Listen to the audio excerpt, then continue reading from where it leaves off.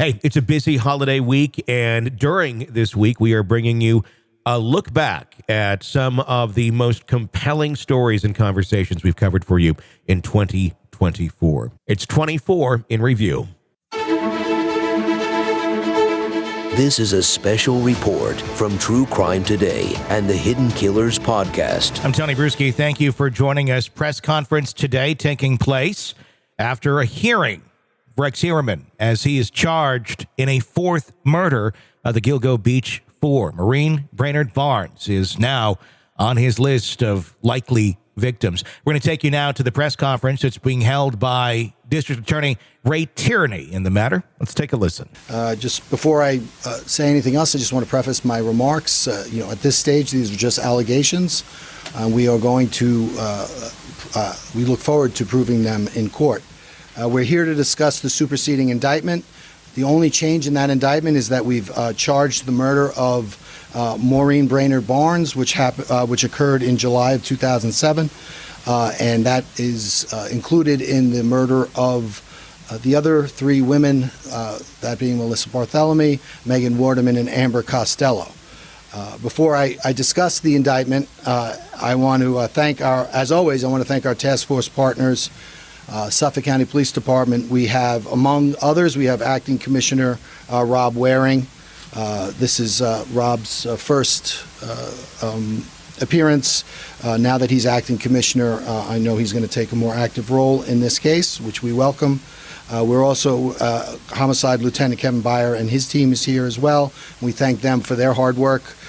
As always, my partner Errol Toulon in the Suffolk County Sheriff's Office, we thank them for their efforts. Errol is here with us. We have our New York State partners. We have Major Steve Udice and Captain Chris Casal. We want to thank them for their assistance. The FBI, part of the FBI team is here as well. We have supervising special agents Mike Lewis and Don Ansbacher. I want to thank them for their continued assistance in this case. I have my team, which I frequently forget to thank. I want to take the opportunity to thank them. Our chief investigator, Rich Zacharis, and his team, ADA's Larry Opizzo, Nick Santamartino, Andrew Lee, and Michelle Haddad. I want to thank them for their continued efforts in this case. Sure. It's a little far from my face, but in addition to those task force partners, we've also received assistance or receiving assistance from the United States Secret Service, which are helping us with the downloads of a lot of the smart devices, as well as the Nassau County Police Department, Pat Ryder, as well as the Nassau County District Attorney's Office.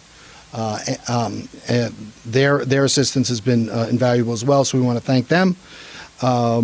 And most importantly of all, I think I want to thank and acknowledge the victims' family members, many of them who are here.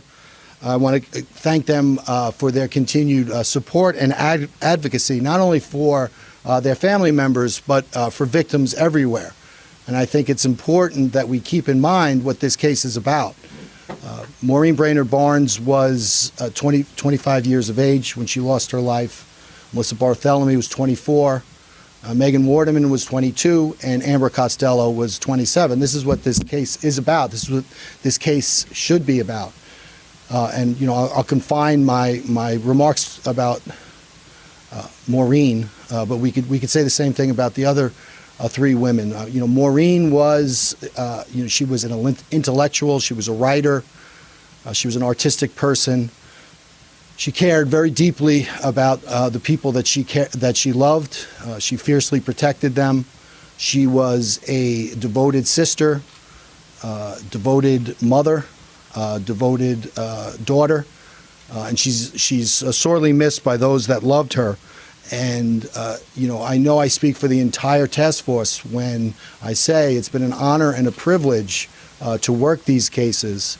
And to provide that small measure of closure for the family members, and again, these are just allegations, and we'll continue to work the case. We look forward to proving the allegations in court, but again, this case is about those victims.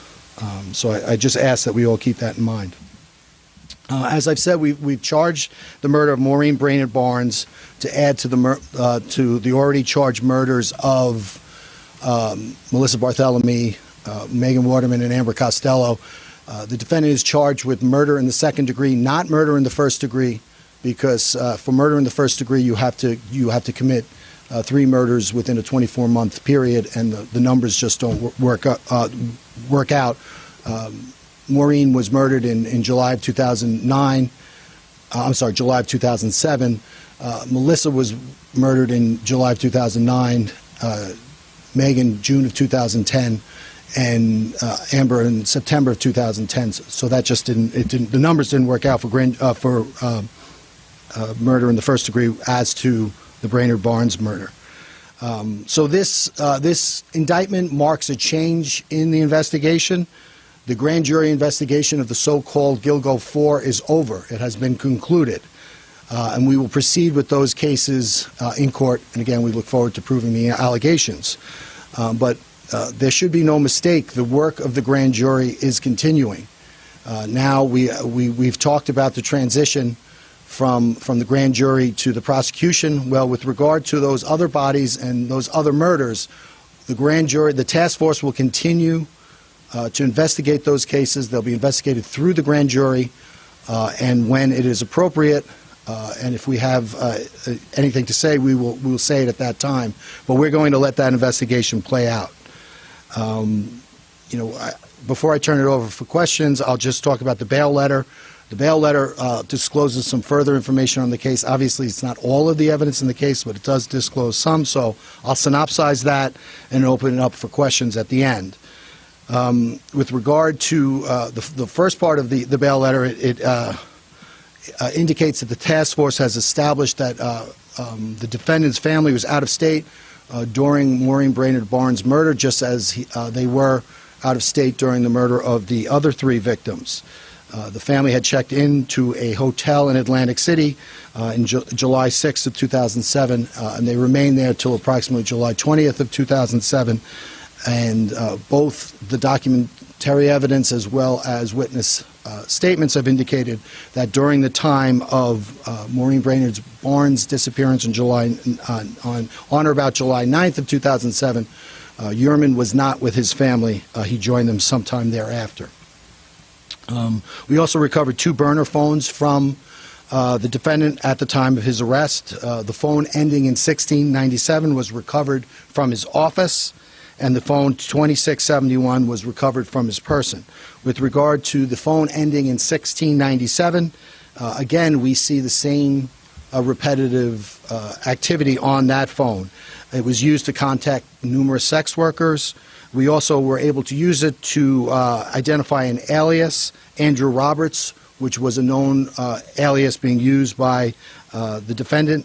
We were also able to recover a fraudulent email account, which is sandbagger303@gmail.com.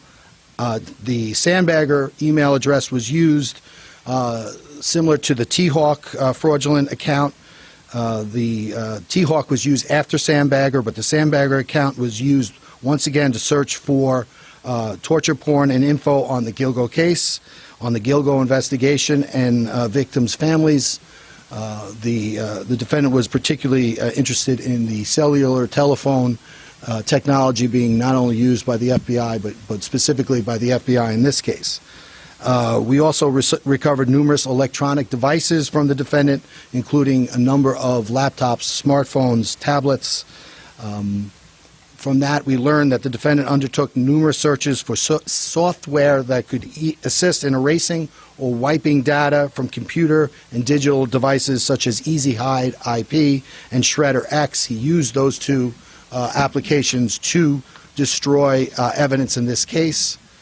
We see that he continued to make prostitution-related searches before, during, and after the disappearance and murder of the 4 victims in this case. Notably, on one laptop that was recovered from the house, there was an attempt to shred evidence shortly before the defendant met with and murdered Melissa Barthelemy. Another laptop recovered in the house accessed Amber Costello's Backpage ad on September 1st, 2010 at approximately 9:03 p.m., and that is just hours before the ruse occurred around midnight on September 2nd. So the way the timeline works is on 9:03, that laptop that was recovered from the defendant's house was used to access Amber Costello's Backpage ad. Thereafter, at about 11:33, the burner phone that was used to kill Amber Costello contacted Amber Costello's phone from Massapequa Park, and later at 12:05, that same phone accessed that Amber Costello's phone, but this time the phone had moved from the Massapequa Park area to the West Babylon area where Amber Costello lived, and then back to Massapequa Park. So that is significant evidence as well.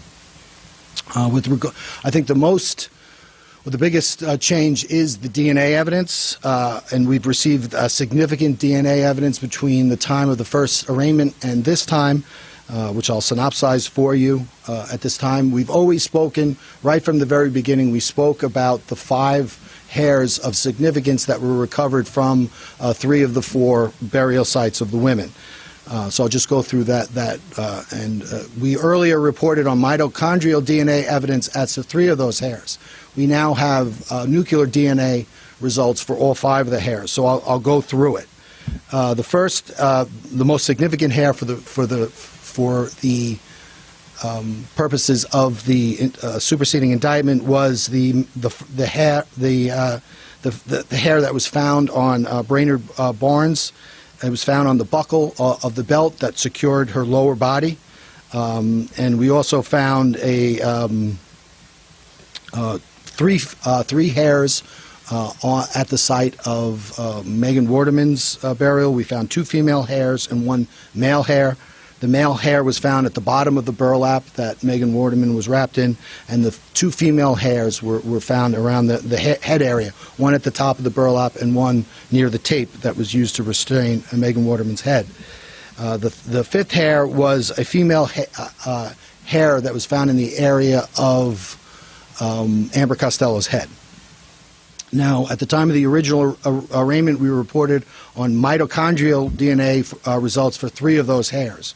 With regard to the Megan Waterman hair that was found outside the head area, it was consistent with the genetic profile of both Asa, the mitochondrial DNA profile of both Asa and Victoria Heuermann, and you could exclude the rest of the population to 99.69% of the rest of the population. With regard to the 1 male hair of significance that was found on the burlap with Megan Waterman, again, that genetic result was consistent with the defendants, and 99.96% of the population could be excluded.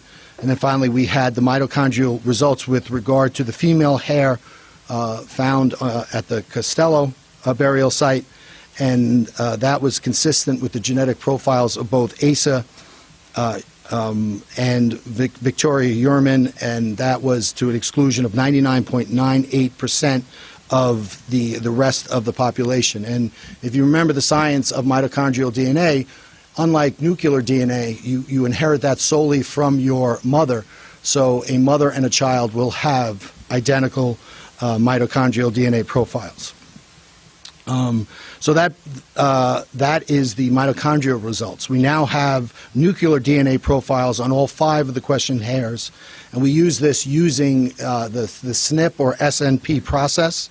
And with regard to the hair found on Maureen Brainard-Barnes on that belt buckle, it was 7.9 trillion times more likely to have come from someone with the identical genetic profile as Asa Ellerup. With regard to the first hair that we got the mitochondrial DNA profile on, the female hair on Megan Waterman, that is 2.374 times 10 to the 48th power as likely to have come from someone matching the genetic profile of Asa Ellerup. And the way that number is expressed, that's scientific expression, I'm told. So that's basically 2.374, and you add 48 zeros to that. So that's a number so large it doesn't even exist. A name for it doesn't even exist. With regard to the second hair that was found on the tape by the head of Maureen, of Megan Waterman, that was also consistent with a person with the same genetic profile as Asa Ellerup, and that was 2.7 0.78 times 10 to the 488th power could exclude the rest of the population. With regard to the male hair, we received the mitochondrial DNA profile with regard to that. The nuclear DNA profile on that was 1.48 times 10 to the 169th power as to come from someone sharing the same genetic profile as the defendant.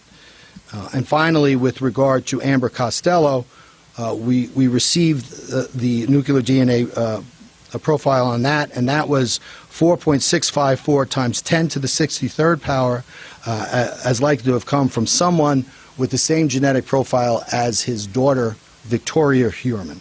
So again, the mitochondrial DNA for mother and daughter are going to be the same. Nuclear are going to be separate. Everyone has a separate nuclear DNA profile except for identical twins. We believe these DNA results are significant. Nuclear DNA, as illustrated, is much more discriminate, and the SNP technology that was utilized allows you to get nuclear DNA results from hair. This is, cutting edge. We talked earlier, and the questions were asked with regard to mitochondrial DNA. And is mitochondrial DNA analysis cutting edge? Not really. It's been around since 1996. It's been, used in courts in the United States since about 1996, I think. This SNP process is cutting edge. There are a couple of cases around the country where it's being used, but no finished cases, I believe. But it is scientifically accepted in both the medical and forensic community. It's used in the familial DNA context, so the science is certainly extremely solid.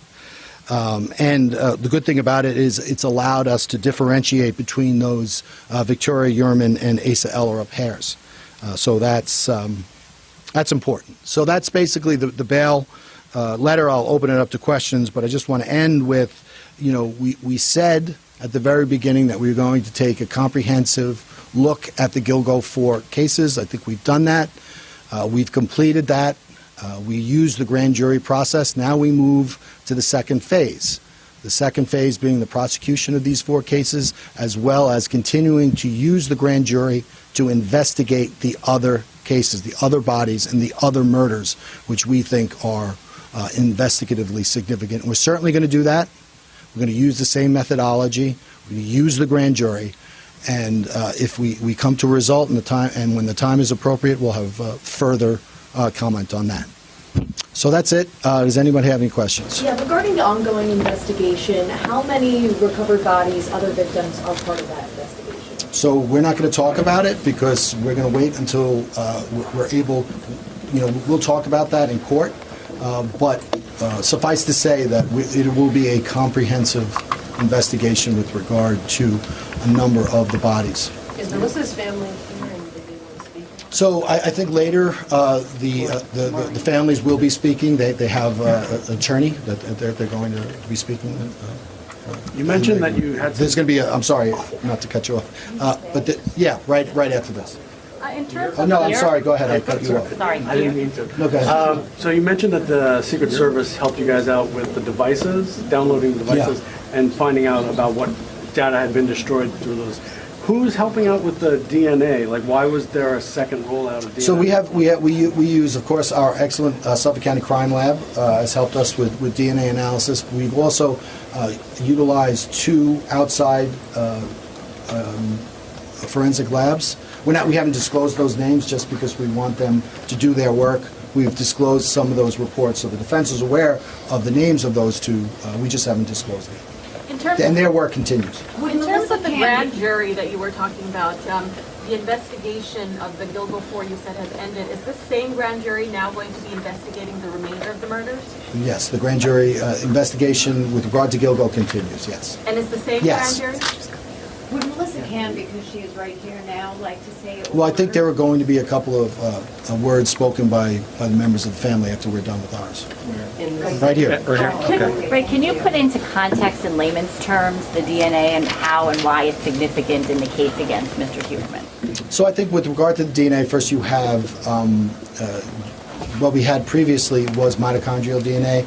There are, and heretofore, mitochondrial DNA was really the only DNA you could use to get DNA, to extract DNA from hair. So that's good about mitochondrial DNA. The numbers are big, but not as big as with nuclear DNA. And because you inherit your genetic profile from your mother, there are a lot of people walking around with identical mitochondrial genetic profiles. And there are not as many base pairs with mitochondrial DNA. I think there's like 12,500, a little bit more base pairs in mitochondrial DNA. There's 3 billion base pairs with nuclear DNA. So nuclear DNA is like sort of the gold standard. If you could get to nuclear DNA, the numbers are going to be much larger. So you want to get to nuclear DNA because other than the numbers are high, and other than identical twins, everyone's DNA profiles. Mr. Tierney, of the 10 sets of remains, you've already identified 4 of them being found between the years 2007 and 2010. Can you share with us the years that you believe the other bodies were buried? No. The attorney, Heuermann's attorney says nuclear DNA came out of nowhere. He, up until now, didn't believe there was any. This is obviously, as you said, more certain as far as the case. How confident are you in the case, and what do you have to say responsibly moving forward? Sure. I think that nuclear DNA existed in the hair since they were first recovered in 2010, and now the science has caught up. I would say that's a good break for justice, a good break for the investigation. Others might disagree, but the fact that we were able to utilize technology to obtain a nuclear DNA result that we are confident in, and that we are confident in defending in court and making admissible, these are all good things. So what took so long with Maureen, Brainard-Barnes? I mean, the other ones we knew in July, the 3. What took so long? Can you speak to her circumstances specifically, especially because she did have hair allegedly on the belt? So we spoke about the need for investigative secrecy, and as we were working through, and at the time we thought it was necessary to take the case down, we had completed 3 out of the 4 investigations, with Maureen Brainard-Barnes being the 4th that we did not complete. One of the main reasons why we didn't complete the Maureen Brainard-Barnes investigation is because we knew we had this hair, and we were awaiting, among other things, we were awaiting the result of that nuclear DNA result, which didn't occur at the time of the original takedown. So that was the main reason. Can you just speak to what this moment means for the task force, for the families, this charge related to the 4th victim of the Gilgo 4? Well, I think it means a lot to the task force because we know that it provides a small measure of closure for the families, so we're really happy to provide that for them. We know that there's a lot of hard work to go, that these are allegations, that we need to prove them, but it's nice to be able to let the families know that notwithstanding, a lot of the things that have been said, we've always focused the case in the right direction. We always kept the victims in mind, and we were able to obtain a result which we're pleased with. And Attorney, I just want to clarify the grand jury which convened for the Gilgo 4. It's the same one, still actively investigating. Correct. Okay, and so in addition to the defense also tried to cast some doubt on some of the DNA evidence, but they also said something to the effect of just because an individual solicits prostitutes, it doesn't make them a killer. In regards to the new evidence with the burner phones, is there anything you'd like to share with that? No, I think that's what trials are for, and we look forward to proving these allegations in court. And can you speak just a little bit to Maureen Brainard-Barnes' specific circumstances? I know we've spoken about all 4 as a group. What specifically does your office know about the circumstances of her death so far? Well, I mean, I think that the circumstances of all the 4 women are very similar. Their backgrounds are similar. Unfortunately, their deaths are very similar, and that's why we focused on the Gilgo 4. But it's what we're willing to disclose about that death is everything that we've talked about now, with regard to the utilization of the 4 separate burner phones to lure these women out to Massapequa Park, where they were unfortunately murdered. Mr. Chairman, in the document released today, there was talk about what was in some of the storage units, but not much. Can you talk about what else was found? Because we know that you guys were there for a long time. Sure. So, basically what is required to us of prosecutors is we have grand jury material, which is secret, and then we have stuff which is publicly disclosed. So we comment on information that's publicly disclosed. There are literally mountains of information that have not been publicly disclosed, but I'm ethically enjoined from speaking about those. So I can't speak about those, so I won't. Thank you. That's it? Yeah, thank you. Sure. There's more to come on this case. Be sure to press subscribe so you don't miss any of our continuing coverage. I'm Tony Brueski. Stay with us.